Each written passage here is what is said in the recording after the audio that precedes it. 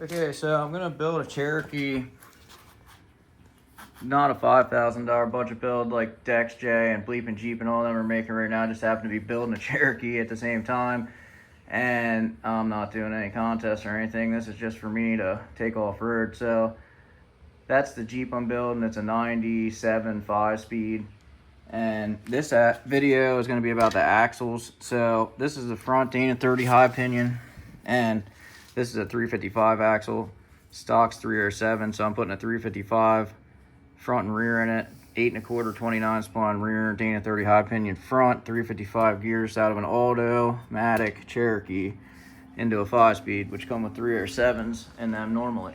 So I'm going to go over how I brace up one of these axles for pretty hard beat downs on these things, and this is what I do. So this upper control arm mount, like Barnes 4-wheel drive, they're like 15 bucks. You could cut one out if you feel like it, but they fit perfect in there. It takes 10 minutes. So this is the Clayton Off-Road track bar bolt. That's a 9/16.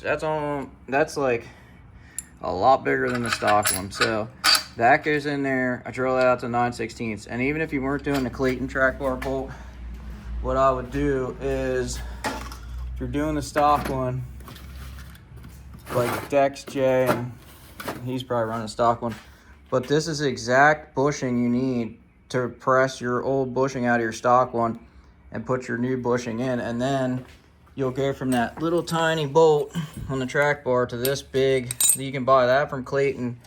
The bolt and the flag nut are like 25 bucks, I think.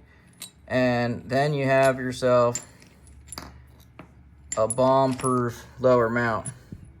So I could run a stock track bar, and I usually do, but for this Jeep I ended up getting a Clayton track bar for a deal, so I'm just doing that on this one. But the lift will be a 3.5 inch basically. But I'm not doing all the crazy cheap budget, like cutting everything up, trying to like make WJ arms work and stuff like that. I watched this video on that, and I don't know, it just made me want to make this video to show you how you can make a Jeep way easier. Like, I'm literally in a 1-car garage here, and that's where I build all my Jeeps pretty much. I have another garage I rent, but I mostly just keep cars in there. Build like all my Jeeps here in this little garage.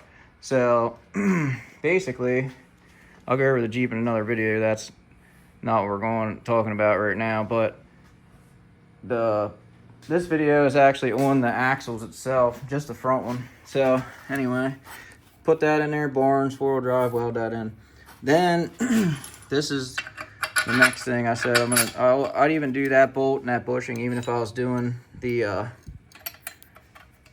stock track bar, because that stock bolt's tiny. You can't even get it that tight, just break the bolt off, they're so weak. So this will go in here, and then I'll weld around that, and then I'll tack this washer the whole way around. So that's really strong there. Then this, come over here, and this will go like that, and I'll weld that in there. And that might be backwards. I don't know, it goes in one of the ways though. Oh, I think it went like that.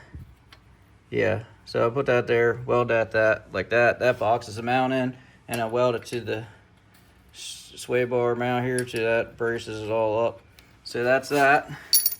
And these sway bar mounts, I usually just cut them off, but this one I left on for some reason.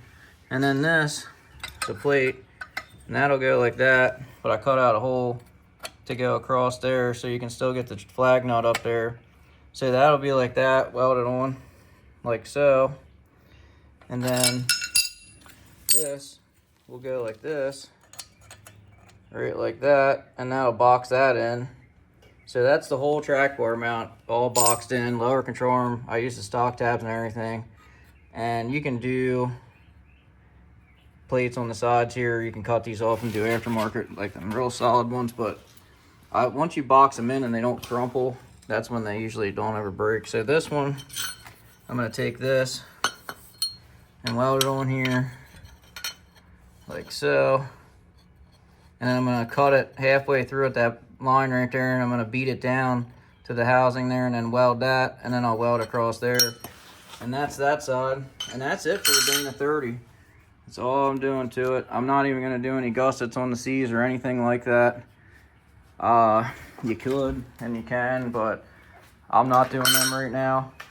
This is pretty solid. I would take a piece of angle iron too and go across the back of the housing from there over, but I'm not even doing that right now. This is just like, this axle, when it's done with just what I just showed you right there, welded onto it, will hold up to probably 95% of people that are offered these things, I would say. Like there's 5%, you know, like the DexJ guy and stuff that's like catching 6 foot of air, slamming them into rock ledges and stuff. Like it might bend the housing doing that, but that's okay. We're not getting that far into it right now. So I'm gonna have to check over this thing. That's like, what the heck? Hey, I gotta look at that.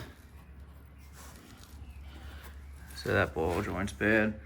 Probably, most likely. But anyway, so that's it for that. And the next video, I'll do a video on the rear housing, what I'm going to do to that. And we got to pull the transmission out of this thing and put a clutch in. We got all this stuff here.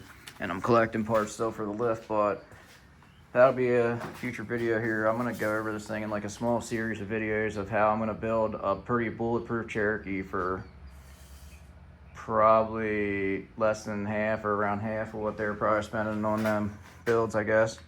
But I know the DexJ guy probably ain't spending nothing on his hardly. He'll have like 1,500 bucks in the thing, probably just the cost of the tires damn near in the Cherokee. But but yeah, stay tuned if you want to see this build.